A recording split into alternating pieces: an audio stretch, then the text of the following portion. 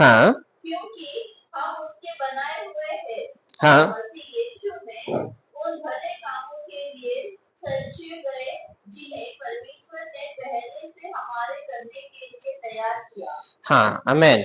यहाँ पर ऐसा लिखा है कि क्योंकि हम उसके बनाए हुए हैं और मसीह यीशु में उन भले कामों के लिए सृजे गए जिन्हें परमेश्वर ने पहले से हमारे करने के लिए तैयार किया है ना। जब परमेश्वर ने हमें चुना है, जब हम परमेश्वर के करीब आते हैं, तब परमेश्वर ने जो हमारे लिए भले काम करने के लिए रखा है उन्हें हमें अभी करना है। तो पहली स्टेप हमने देखी थी फ्राइडे को, हमें परमेश्वर के करीब आना है, तब परमेश्वर क्या करेगा, हमारे करीब आएगा। दूसरी बात कल हमने देखी कि परमेश्वर के पास करीब आने के लिए हमारा जो बेसिस है वो है यीशु मसीह। अभी तीसरी बात हम देख रहे हैं कि जब हम परमेश्वर के करीब आते हैं तब परमेश्वर हमसे क्या एक्सपेक्ट करता है। तो यहां पर जो भले काम यीशु मसीह के द्वारा, यीशु मसीह ने हमारे लिए किए, हमारे लिए सृजे है, उन कामों को करना हमारा नेक्स्ट स्टेप है। राइट, पहले हमने देखा परमेश्वर ने हमें बुलाया, हमें परमेश्वर के निकट आना है। फिर अब हम देख रहे हैं कि हम निकट आने के बाद परमेश्वर के लिए क्या करेंगे। तो आज हम कुछ 5 चीजों को देखेंगे। सबसे पहली बात हम देखेंगे, first thing is pursue holiness. हाँ, पवित्रता में हमें बढ़ते जाना है। पहला पत्रस की पत्री उसके पहले अध्याय के 15 और 16 वचन में एक बहुत ही फेमस वचन है। हम वहां पर क्या पढ़ते हैं, किसी को याद है?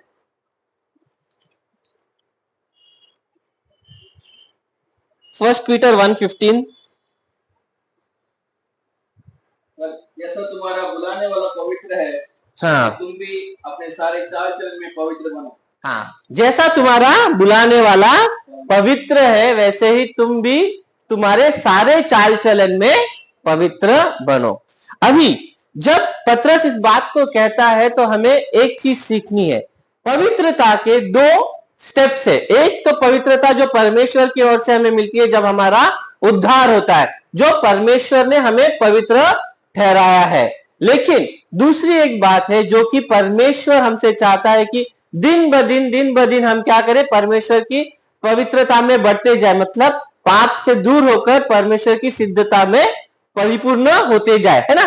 2 चीजों को हम देखते हैं, एक तो परमेश्वर ने जो हमें पवित्रता यीशु मसीह के द्वारा दी है, और दूसरी जो हमें यत्न करके एक सैंक्टिफिकेशन का जो प्रोसेस है उसे पूरा करना है। तो फर्स्ट चीज हम देख रहे हैं कि परमेश्वर हमसे चाहता है कि हमें पवित्रता में बढ़ना है। राइट, पत्रस कहता है कि जैसा तुम्हारा बुलाने वाला पवित्र है, जिसने हमें बुलाया, जिसने हमें कहा कि तुम मेरे करीब आओ, वो परमेश्वर कहता है कि तुम अभी क्या करो, पवित्रता में बढ़ते जाओ, है ना। परमेश्वर का वचन अगर हम देखेंगे, हम बहुत सारे वचनों को आज पढ़ेंगे कि हमें किन चीजों को करना है। तो अपनी बाइबल को खोले रखें और निकालेंगे 2 कुरिन्थियों उसका 6th अध्याय के लास्ट कुछ वचनों को पढ़ेंगे। 2 Corinthians chapter 6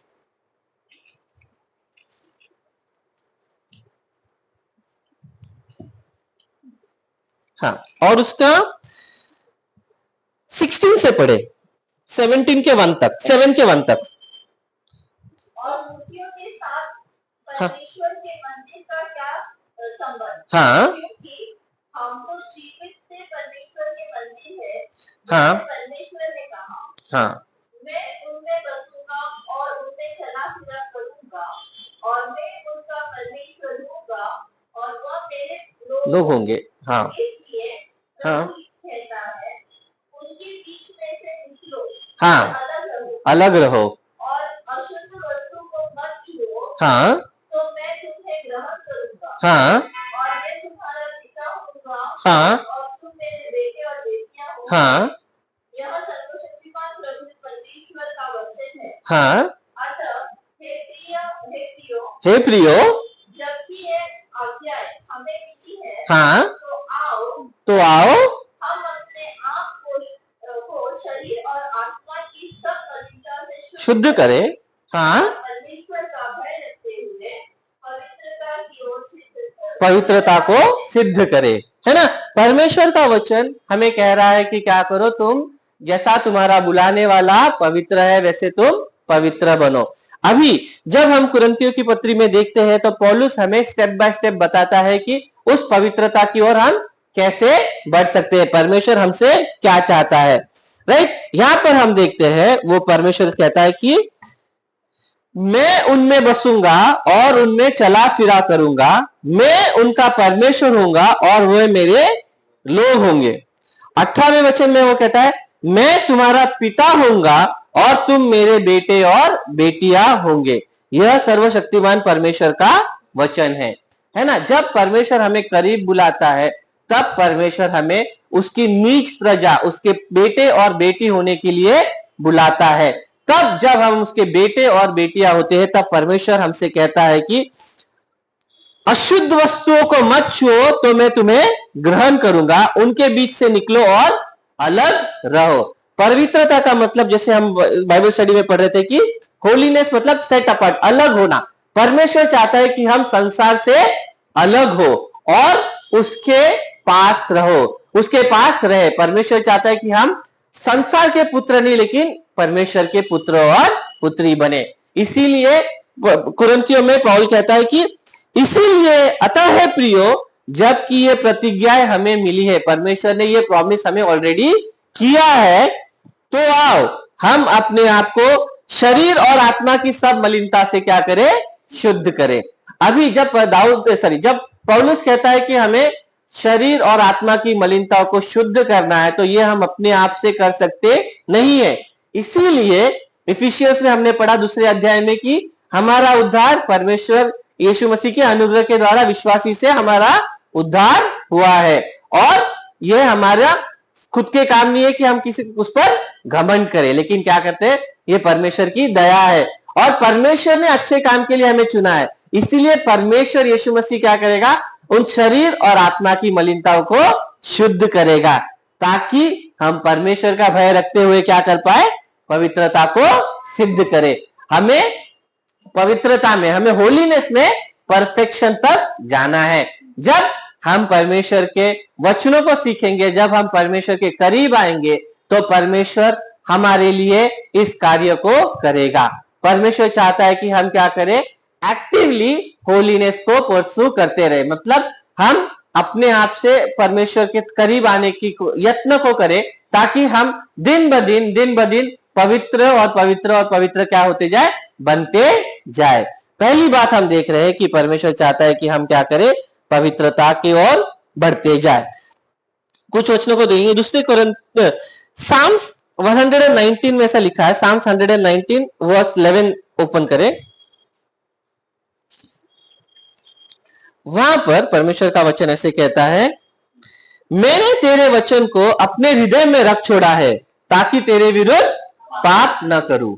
है ना, जब हमें पवित्र होना है, जब हमें पवित्रता में बढ़ना है, तब पहली बात हमें ये सीखनी है कि हमें पाप से दूर होना है।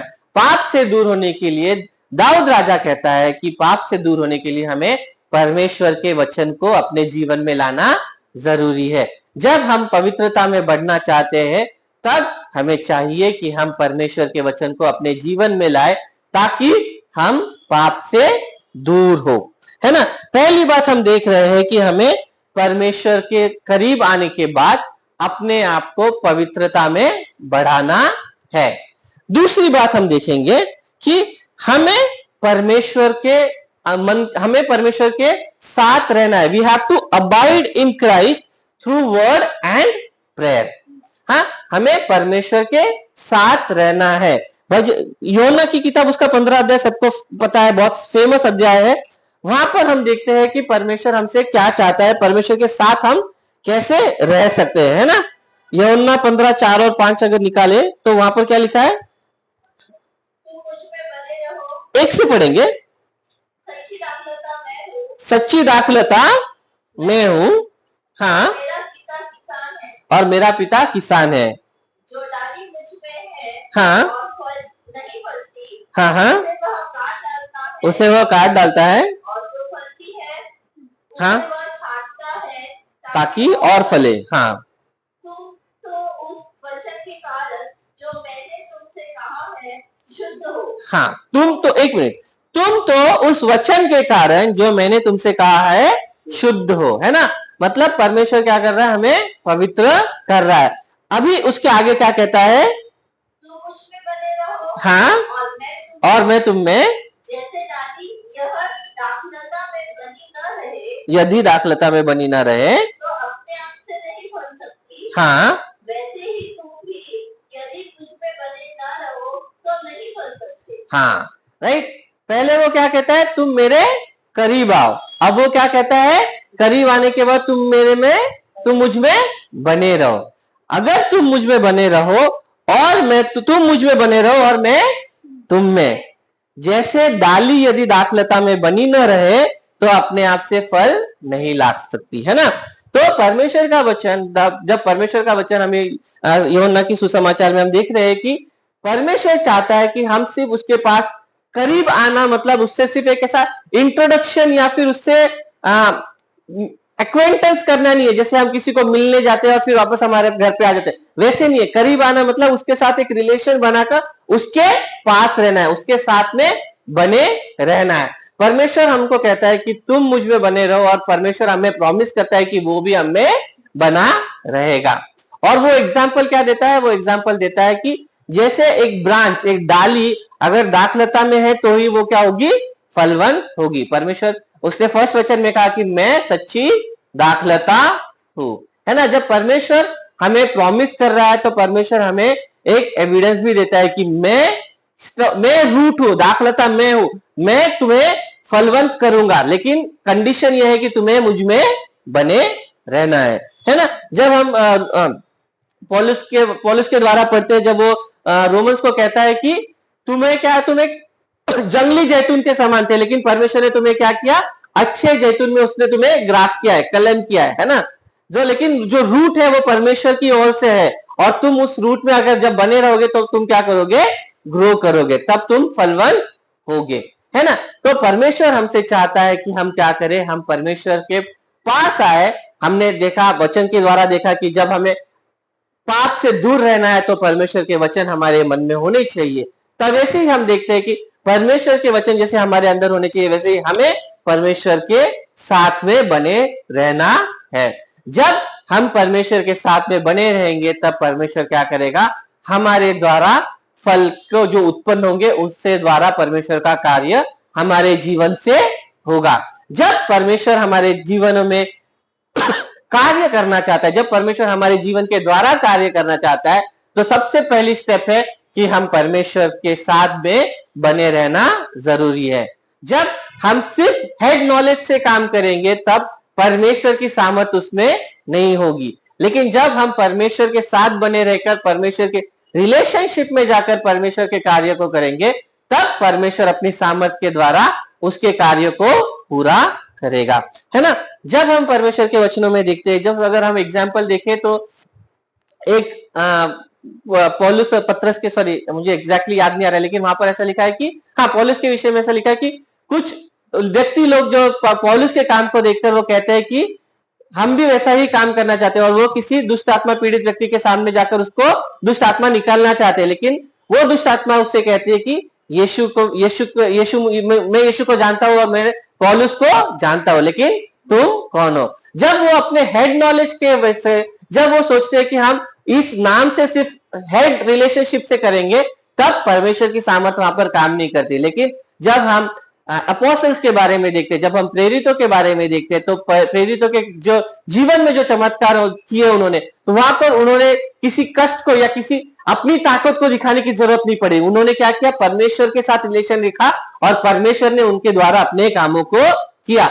आज जब हम परमेश्वर के पास आते हैं, जब हम परमेश्वर हमसे कहता है कि तुम मुझ में बने रहो, तो परमेश्वर चाहता है कि हम जब उसमें बने रहे तो परमेश्वर हमारे द्वारा उसके सुसमाचार के कार्यों को करेगा। परमेश्वर हमारे द्वारा लोगों के तक उसके नाम को, उसके प्रेम को, उसकी दया और अनुग्रह को हमारे द्वारा परमेश्वर दिखाएगा। लेकिन परमेश्वर चाहता है कि क्या करें, हम उसमें बने रहे, राइट। बने रहने के लिए हम दो चीज देखते हैं। पहली बात हम देखते हैं कि परमेश्वर का वचन जो हमें पाप से दूर करेगा। दूसरी बात हम देखते हैं कि प्रार्थना।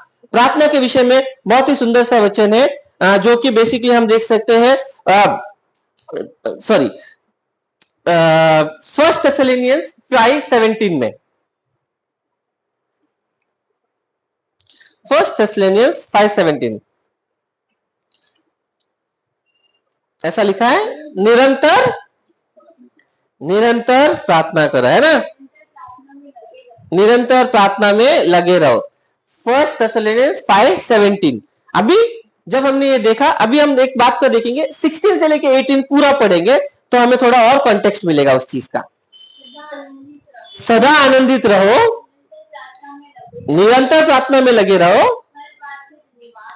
हर बात में धन्यवाद करो। हाँ, क्योंकि तुम्हारे लिए मसीह यीशु में परमेश्वर की यही इच्छा है। क्या करना है? आनंदित रहना है, निरंतर प्रार्थना करना है और हमेशा धन्यवाद देना है, हर बात में धन्यवाद देना है। परमेश्वर जब हम उसके साथ बने रहते हैं तो एक्सपेक्ट करता है कि हमारे जीवन में आनंद हो। परमेश्वर आनंद का स्रोत है, परमेश्वर हमारे लिए सुख का मूल है ना। जब दाऊद राजा से कहते हैं कि तुम परमेश्वर को अपने सुख का मूल जानो, है ना, तब वो तुम्हारे हर एक मनोरथों को पूरा करेगा। जब परमेश्वर हमारे करीब में है, जब हम परमेश्वर में बने रहते हैं तो परमेश्वर हमसे कहता है कि तुम सदा आनंदित रहो, निरंतर प्रार्थना करो और हर बात में धन्यवाद दो, हर बात में परमेश्वर को धन्यवाद दो। क्यों देना है? क्योंकि परमेश्वर की यीशु मसीह में यही इच्छा है ना। जब हम देखते हैं सदा प्रार्थना, निरंतर प्रार्थना करो, इसका मतलब क्या है? इसका मतलब क्या है? मतलब हम 24 घंटे बैठकर सिर्फ प्रेयर करें, ऐसा है क्या? नहीं। इसका मतलब यह है कि हर एक बात में हमें परमेश्वर से कम्युनिकेट करना है। Prayer is nothing but communication, it is listening to God and talking to God, है ना। तो हर एक चीज में, जो भी हमारे दिन में जो भी चीजें करते हैं 24 घंटे में, उसमें हर एक चीज में हमें परमेश्वर से क्या करना है?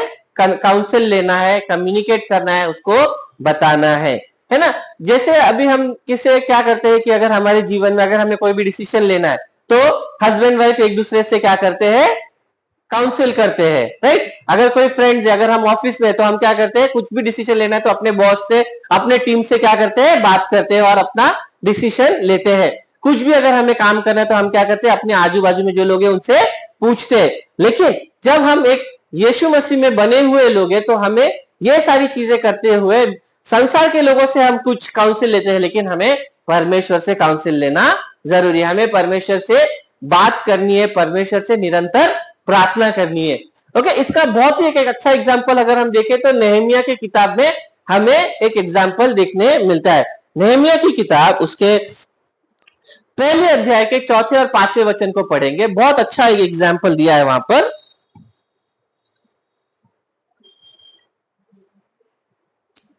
Nehemiah 1 chapter 1 verse 4 and 5। ये बातें सुनते ही हाँ। बैठकर रोने लगा और कितने दिन तक विलाप करता, हाँ। स्वर्ग के परमेश्वर के सम्मुख उपवास करता, हाँ। और ये कहकर प्रार्थना करता रहा कि स्वर्ग के परमेश्वर यहोवा, ये महान और भययोग ईश्वर, जो अपने प्रेम रखने वाले और आज्ञा मानने वालों के विषय अपनी वाचा पालता और उन पर करुणा करता है, कि कान लगाए और आंखें खोले रहे, कि जो प्रार्थना मैं तेरा दास इस समय तेरे दास इस्राएलियों के लिए दिन रात करता रहता हूँ, उसे तू सुन ले। मैं इस्राएलियों के पापों को जो हम लोगों ने तेरे विरुद्ध किए हैं मान लेता हूँ। मैं और मेरे पिता की घराने दोनों ने पाप किया है। हाँ, अभी यहाँ पर एक प्रार्थना निरंतर क्या कर रहा है? नेहमिया एक कंटिन्यूअसली प्रेयर कर रहा है। जब वो यरूशलेम के विषय में सुनता है कि यरूशलेम के जो शहर की शहरपना है वो टूट गई है, और उसके विषय में वो क्या करता है? रो रो कर कंटिन्यूअसली प्रेयर कर रहा है ना। ये उसकी एक कंटिन्यू प्रेयर चल रही है एक विषय के लिए। लेकिन उसके बाद अगर हम देखेंगे ना, दूसरे अध्याय में जब हम आते हैं तो दूसरे अध्याय में क्या होता है? वो राजा के सम्मुख, he is the cup bearer of the king, है ना। वो प्यालेदार है ना, उसको क्या कहते हैं? हाँ, तो वो क्या कर रहा है? वो कप बेरर है जो राजा के सामने उसका कप लेकर जाता है, उसको जो भी उसका ड्रिंक्स है उसको सर्व करने वाला बंदा है। तब वो राजा के सामने सेकंड अध्याय में जब जाता है तब हम देखते हैं कि राजा उससे पूछता है कि तू क्यों उदास है। अभी उसके दूसरे अध्याय के चौथे और पांचवें वचन को, नहीं, तीसरे वचन से पढ़े। मैंने राजा से कहा, हाँ, राजा सदा जीवित रहे। हाँ, जब वो नगर जिसमें मेरे पुरखाओं की कब्रें हैं, हाँ, उजाड़ पड़ा है, हाँ, और उसके फाटक जले हुए हैं, हाँ, मेरा मुंह क्यों ना उतरे। हाँ, तो वो कहता है कि मेरे सिटी के, जहां पर मेरा होम टाउन है, वहां पर क्या हो गया, वो जगह उजाड़ पड़ी है, तो मैं उदास उसके वजह से हूँ। हाँ, आगे बढ़े। राजा ने मुझसे पूछा, फिर तू क्या मांगता है? राजा ने मुझसे पूछा, फिर तू क्या मांगता है? तब मैंने स्वर्ग के परमेश्वर से प्रार्थना करके राजा से कहा। बस, तब मैंने स्वर्ग के परमेश्वर से प्रार्थना करके राजा से कहा। अभी पहले अध्याय की जो प्रार्थना है वो एक परमेश्वर से कंटिन्यूअस एक सप्लिकेशन, एक इंटरसेस्टरी प्रेयर है, जो एक स्पेसिफिक टाइम पे नेहमिया क्या कर रहा है, परमेश्वर के सम्मुख कर रहा है। अभी जब सेकंड अध्याय में आते हैं तो राजा उसको एक क्वेश्चन पूछता है, तू क्या मांगता है? तब परमेश्वर का वचन ऐसे कहता है, उसने क्या किया, स्वर्ग के परमेश्वर से प्रार्थना की और राजा से कहा, है ना। तो ये प्रार्थना कितनी बड़ी होगी, है ना, ये प्रार्थना कितनी बड़ी होगी। वो ऐसा, राजा ने पूछा तू क्या मांगता है, तो वो गया, उसने बोला मैं 1 घंटा प्रार्थना करके आता हूँ, फिर आके बताओ, ऐसा नहीं है ना। वो क्या कर रहा है, निरंतर उसका एक परमेश्वर से रिलेशनशिप है। इसीलिए उसने क्या किया, राजा को उत्तर देने से पहले भी उसने 10 सेकेंड 20 सेकेंड्स के लिए क्या की, परमेश्वर से प्रार्थना की, परमेश्वर से पूछा कि मैं उसे क्या उत्तर दूं, है ना। और उसके बाद उसने राजा को उत्तर दिया। तो जब हम परमेश्वर के पास आते हैं, जब परमेश्वर के करीब आते हैं, जब हम परमेश्वर में बने रहते हैं, तब हमारी प्रार्थनाएं ऐसी होनी चाहिए कि हर एक चीज में हम परमेश्वर के करीब आकर उससे बातचीत करें, उससे पूछे कि परमेश्वर इस सिचुएशन में, इस परिस्थिति में मुझे क्या करना है। ऐसा नहीं है कि हमें बैठकर 10 घंटे 2 घंटे 3 घंटे प्रार्थना करेंगे तो वही प्रार्थना है। परमेश्वर का वचन कहता है कि तुम्हें अन्य जातियों की तरह ज्यादा शब्दों की प्रार्थना करने की जरूरत नहीं है, लेकिन उस रिलेशनशिप में बने रहना है, ताकि परमेश्वर क्या करे, हमारे प्रार्थनाओं को उत्तर दे और हमें गाइड करे कि हमें इस जीवन में कैसे जीना है ना। तो पहले हमने देखा पवित्रता में बढ़ते जाए, फिर परमेश्वर यीशु मसीह में बने रहे। तीसरी बात अगर हम देखेंगे अभी, तो क्या है, जब हम यीशु मसीह में बने रहते हैं तब हमें कलीसिया में भी बने रहना है। पहला, हमारा रिलेशनशिप परमेश्वर के साथ बनाना है। फिर जब वो रिलेशनशिप स्ट्रांग होता है तो उस स्ट्रेंथन रिलेशनशिप के साथ में हमें कलीसिया में बढ़ना है। तो थर्ड चीज है engaging in the body of Christ. Okay, first abiding in Christ and then engaging in the body of Christ. इब्रानियों की पत्री उसका 10वें अध्याय और 24 और 25 वचन को पढ़ेंगे।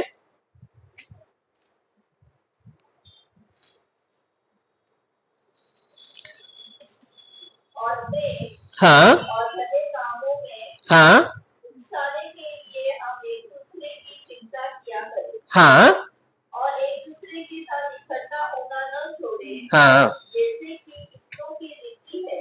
हाँ, और एक दूसरे को समझाते रहे और जो वो उस दिन को निकट आते देखे, देखो क्यों तो और भी अधिक किया करो। हाँ, और एक दूसरे के साथ इकट्ठा होना न छोड़े।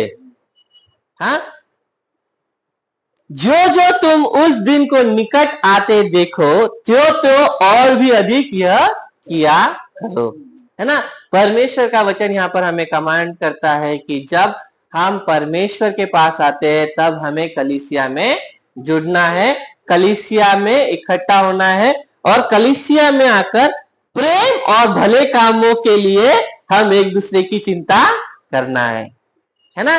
परमेश्वर का वचन हमें कहता है कि परमेश्वर चाहता है कि हम एक दूसरे के साथ मिलकर प्रेम से रहकर परमेश्वर के नाम को क्या करें, ऊंचा उठाए।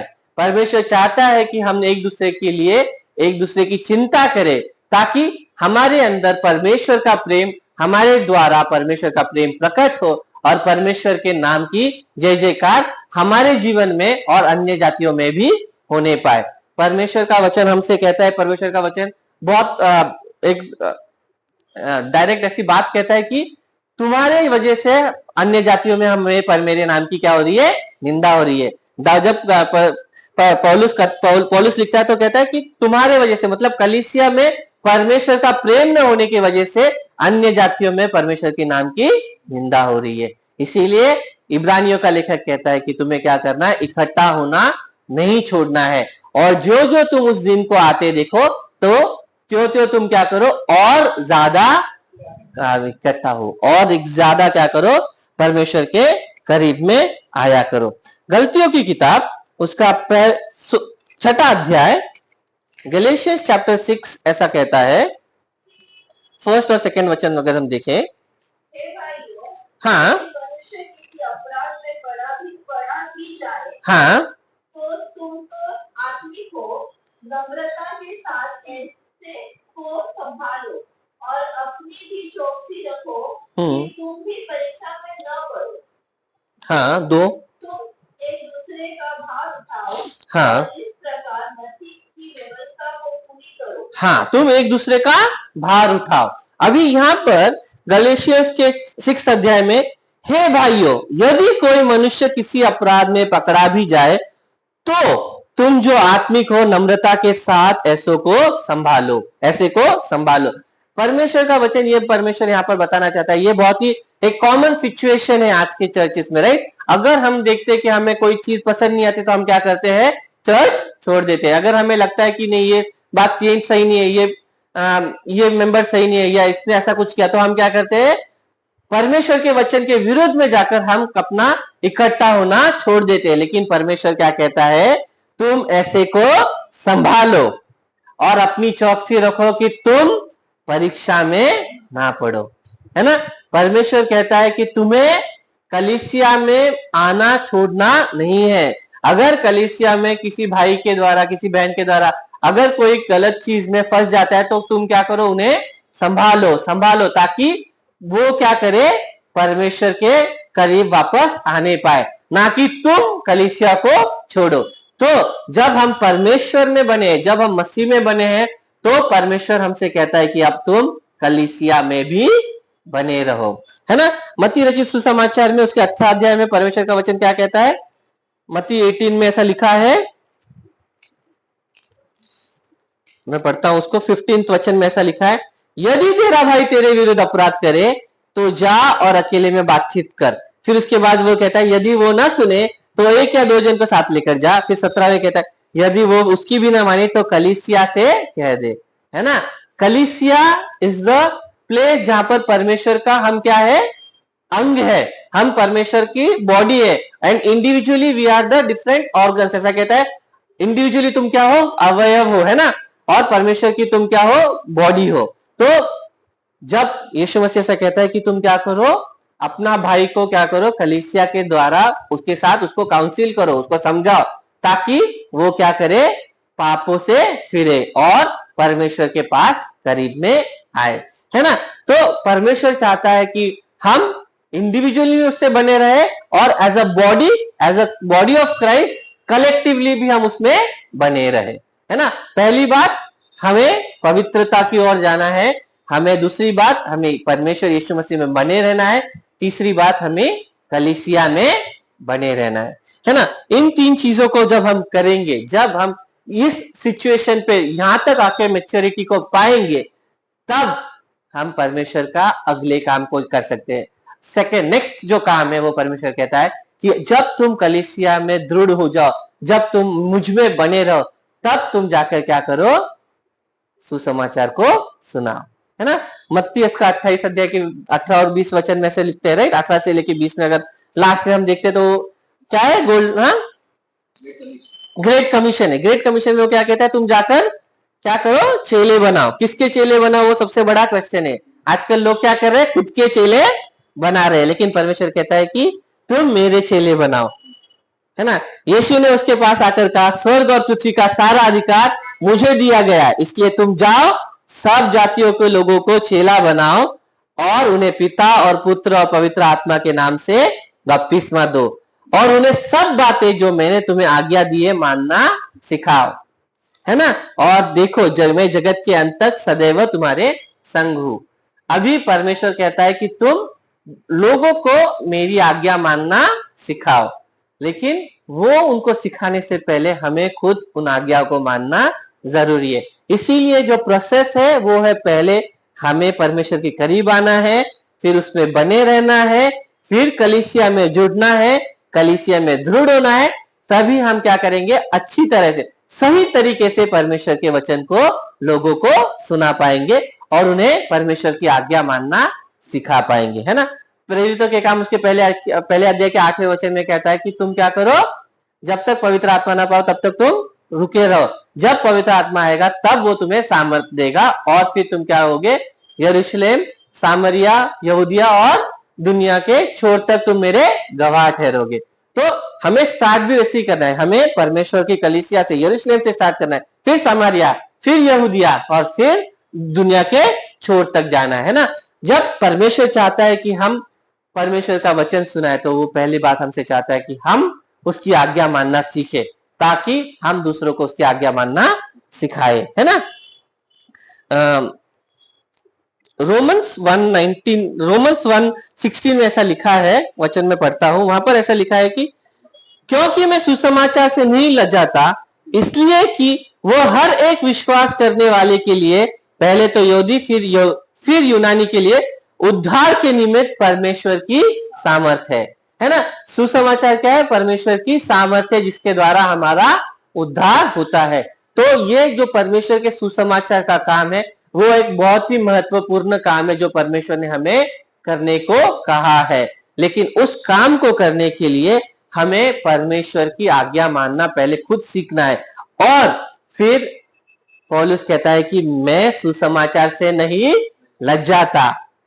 क्यों नहीं लज्जाता? पौलुस बिना लज्जाए सुसमाचार का प्रचार करता है, क्योंकि वो कहता है कि हर एक विश्वास करने वाले के लिए, फिर चाहे वो यहूदी हो या यूनानी हो, whether he is a Jew or whether he is a Gentile, it is the power of God unto salvation, है ना। जब हम सुसमाचार सुनाते हैं तो परमेश्वर के सामर्थ्य उस पर आती है और उस सामर्थ्य के द्वारा लोगों का उद्धार होता है। तो परमेश्वर चाहता है कि हम उसके उद्धार के कार्य में उसके साथ काम को करें, है ना। परमेश्वर उद्धार करने वाला परमेश्वर है, लेकिन उसने हमें काम दिया है कि हम क्या करें, सुसमाचार को सुनाएं, है ना। परमेश्वर यीशु मसीह उसके लहू के द्वारा हमारे पापों की क्षमा करता है। हमारा काम क्या है, हम उसके लहू के क्या है, साक्षी है, विटनेस बने, ताकि हम अपनी गवाही लोगों को सुनाएं। हम परमेश्वर के जब हम अपनी गवाही को सुनाएंगे, जब हम परमेश्वर के बारे में बताएंगे कि उसने हमारे जीवन में क्या किया है, वो लोगों के जीवन में एक उत्तेजना को, एक एंकरेजमेंट को देता है और परमेश्वर उसके द्वारा, अनुग्रह के द्वारा उनके जीवन में क्या करता है, कार्य को करता है ना। यहां पर एक वचन ऐसा लिखा है, 3 यूहन्ना में ऐसा एक वचन है, लास्ट 3 जॉन,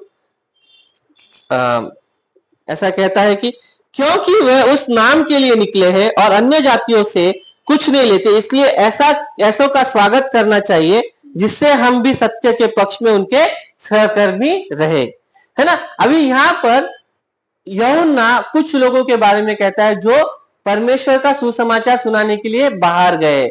जब हम परमेश्वर के काम को कर रहे हैं, गॉस्पेल जब हम प्रोक्लेम कर रहे हैं, तो हम 2 तरीके से करते हैं। एक तो हम जाकर किसी को सुसमाचार सुनाते हैं, परमेश्वर कहता है कि हमें परमेश्वर के सुसमाचार को सुनाना है। और दूसरी बात परमेश्वर कहता है कि जो लोग मिशन करते हैं, जो लोग बाहर जाकर सुसमाचार सुनते हैं, उनके हमें क्या करनी है, केयर करनी है, सहायता करनी है और सपोर्ट को करना है। तो 2 चीजें हम देख रहे हैं। जब हम परमेश्वर के वचन को सुनाएंगे, जब हम परमेश्वर के वचन के द्वारा उसकी सेवकाई में सहभागी होते हैं, तो परमेश्वर कहता है कि तुम वचन सुनाओ और तुम वचन सुनाने वालों की क्या करो, सहायता करो। क्यों कहता है? क्योंकि वे उस नाम के लिए निकले हैं, वो यीशु मसीह के नाम के लिए निकले हैं। जब कोई परमेश्वर के नाम के लिए कार्य करने के लिए निकलता है, तब हमें उनकी सहायता करना एक हमारा कर्तव्य है। परमेश्वर का वचन है, कहता है कि वो एक हमें कहता है कि तुम्हें वो करना चाहिए, क्योंकि वो अन्य जातियों से कुछ लेते नहीं है ना। तो हम देख रहे हैं कि परमेश्वर का वचन जब हम सुसमाचार के कार्य को करते हैं तो एक हम खुद करते हैं, दूसरा हम सपोर्ट करते हैं जो बाकी लोग कर रहे हैं, है ना। तो इन चीजों को हमें क्या करना है, परमेश्वर के वचन को, सेवकाई को करने के लिए करना जरूरी है। और लास्ट बात जो हम देखेंगे, पांचवे फिफ्थ आइटम जो देखेंगे वो है basically to endure trials and suffering. हमें क्या करना है, सफरिंग को सहना है। क्यों सहना है, क्योंकि हम एक उत्तम क्राउन की तरफ क्या कर रहे हैं, एक उत्तम रिवॉर्ड की तरफ हम क्या कर रहे हैं, देख रहे हैं, है ना। वचन कहता है 1 पीटर 1:6 में ऐसा लिखा है कि इस कारण तुम मगन हो, यद्यपि अवश्य है कि अभी कुछ दिन के लिए नाना प्रकार की परीक्षाओं के कारण दुख में हो, और यह इसलिए है कि तुम्हारा परखा हुआ विश्वास, जो आग से ताए हुए नाशवान सोने से भी अधिक बहुमूल्य है, यीशु मसीह के प्रकट होने पर प्रशंसा और महिमा और आदर का कारण ठहरे, है ना। इस जीवन में परमेश्वर कहता है कि हमें क्या करना है, थोड़े दिनों के लिए दुख और तकलीफ को सहना है, क्योंकि एक अनंत काल का परमेश्वर ने क्या किया है, रिवॉर्ड, विश्वास जो हमारे जीवन में है वो प्रशंसा और महिमा और आदर का कारण ठहरेगा, है ना। परमेश्वर का वचन हमें कहता है कि हम थोड़े दिनों के लिए, परमेश्वर थोड़े दिनों के लिए दुख में रहेंगे, सफरिंग में रहेंगे, लेकिन अनंत काल के जीवन में परमेश्वर हमें क्या लेकर जाएगा। और वो परमेश्वर का वचन ऐसा भी कहता है कि जब तुम सफरिंग में हो, जब तुम पीड़ा में, कष्ट में पड़ो, तो क्या करो, अपने मन को कठिन, अपने मन में दुखित ना हो, क्योंकि परमेश्वर कहता है कि मैंने इस जगत को क्या किया है, जीत लिया है ना। रोमन्स 3:5 में ऐसा लिखा है, रोमन्स 5 में ऐसा लिखा है, केवल यही नहीं वरन हम क्लेशों में भी घमंड करें, यह जानकर कि क्लेश से धीरज, धीरज से खरा निकलना, और खरे निकलने से आशा उत्पन्न होती है, और आशा लज्जाती नहीं होती, क्योंकि पवित्र आत्मा जो हमें दिया गया है उसके द्वारा परमेश्वर का प्रेम हमारे मन में डाला गया है ना। परमेश्वर कहता है कि तुम्हें सिर्फ क्लेश से गुजरना नहीं है, लेकिन वो कहता है, पौलुस कहता है कि हम उस क्लेश में क्या करते हैं, घमंड करते हैं कि परमेश्वर के वजह से, परमेश्वर की सेवा करते वक्त हमारे ऊपर दुख आया, क्लेश आया। क्यों? क्योंकि परमेश्वर का प्रेम हमारे ऊपर डाला गया है। जब हम प्रेरितों के काम में देखते हैं तो ऐसा लिखा है कि चेले आनंद मनाने लगे कि परमेश्वर के वजह से, परमेश्वर की सेवकाई की वजह से हम पर क्या हुआ, दंड आया, हम पर कठिनाई और सताव आया, इसीलिए वो क्या हुए, आनंद करते हुए वहां से चले गए, ऐसा लिखा है ना। तो परमेश्वर का वचन हमें कहता है कि हमें क्या करना है, आनंद को करना है। परमेश्वर का वचन हमें कहता है, रोमियो की पत्री उसके 8 और 28 में क्या लिखा है, 8:28 में हमने अभी देखा ना। हम जानते हैं कि हाँ, जो लोग परमेश्वर से प्रेम करते हैं, हाँ, उनके लिए सब बातें मिलकर भलाई को उत्पन्न करती है, हाँ, अर्थात उन्हीं के लिए जो उसकी इच्छा के अनुसार बुलाए हुए हैं। हाँ, सेकेंड हाफ भी इंपॉर्टेंट है, अर्थात उन्हीं के लिए जो उसकी इच्छा के अनुसार बुलाए हुए। मतलब जब हम उसमें, उसके करीब, जब हम परमेश्वर बुलाता है, जब हम उसके करीब आते हैं, जब हम उसमें बने रहते हैं, तब परमेश्वर का वचन ये कह रहा है कि हर एक बात मिलकर उनके लिए क्या करती है, भलाई को उत्पन्न करती है। हर एक बात भली नहीं है, लेकिन हर एक बात भलाई को उत्पन्न करती है ना। जब हम दुख, क्लेश, करे, परेशानी, सताव से होकर भी गुजरते हैं तो वो हमारे लिए क्या करती है, भलाई को उत्पन्न करती है ना, भलाई को उत्पन्न करती है। एक ऐसा वचन है अय्यूब की किताब में परमेश्वर का वचन ऐसा कहता है, 1:21 में लिखा है, लास्ट पार्ट में, अय्यूब 1:21 का लास्ट पार्ट पढ़ेंगे।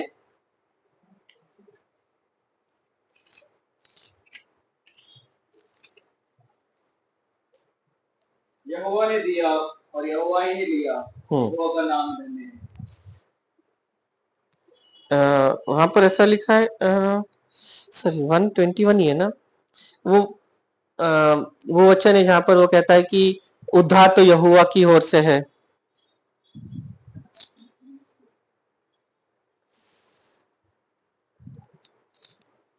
सॉरी, ठीक है, वो वचन अभी मेरे पास नहीं है, बट ऐसा, ठीक है, वचन ऐसा कहता है कि उद्धार यहोवा की ओर से ही है। मतलब जो छुटकारा है हमारा, जहां पर जो भी क्लेश या संकट से हम जाते हैं, वो संकट से छुटकारा परमेश्वर ही देने वाला है।